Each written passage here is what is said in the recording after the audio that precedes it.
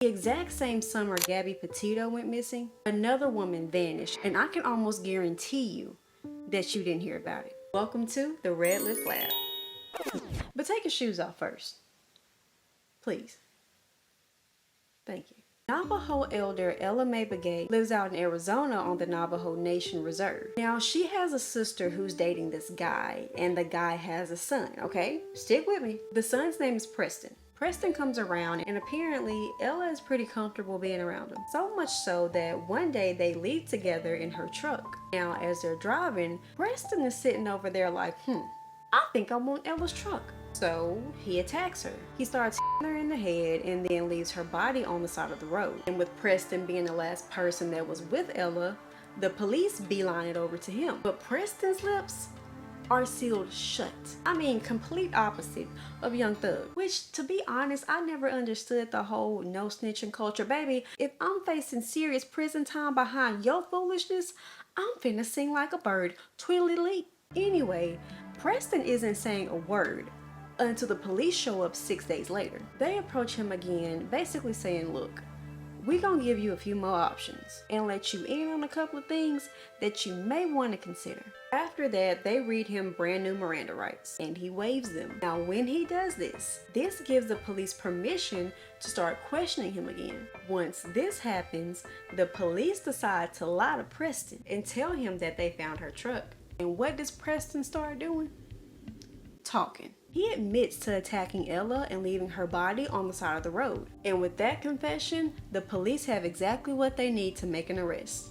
Psych. This is where the story starts getting mad crazy. Remember how in the beginning, Preston used his right to remain silent? Well, since police didn't honor their initial decision and they went back for a second time to interview him, his confession about Ella was tossed out. Yes, you heard me correctly, baby.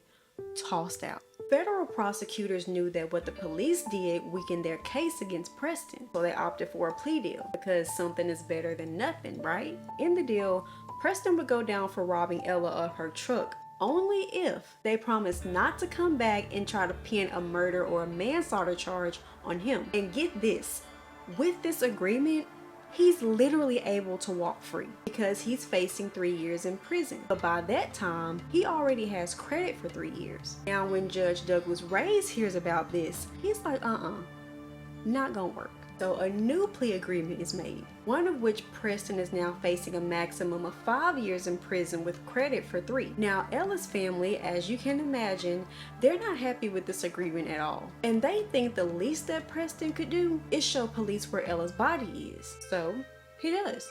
Well, according to his lawyer, he shows police where he thinks he may have left the body. After that, he says, I ain't got no more information, and begins his 2-year sentence. Ella Mae Begay is one of the possible 56 indigenous women who went missing in 2021. Every single year, around that same number of indigenous women go missing, and majority of those women are under 18. Because of the lack of resources and the lack of consequences, a lot of these cases go unsolved, which has created an even bigger outcry amongst indigenous women. In her community, Ella is known for being a creative weaver. She never talks about what she's creating. She just simply lets her imagination run wild, and people in her tribe would be in awe the next morning. If she isn't at a nearby trading post selling her rugs, she's probably hanging out with her family and her 9 grandchildren.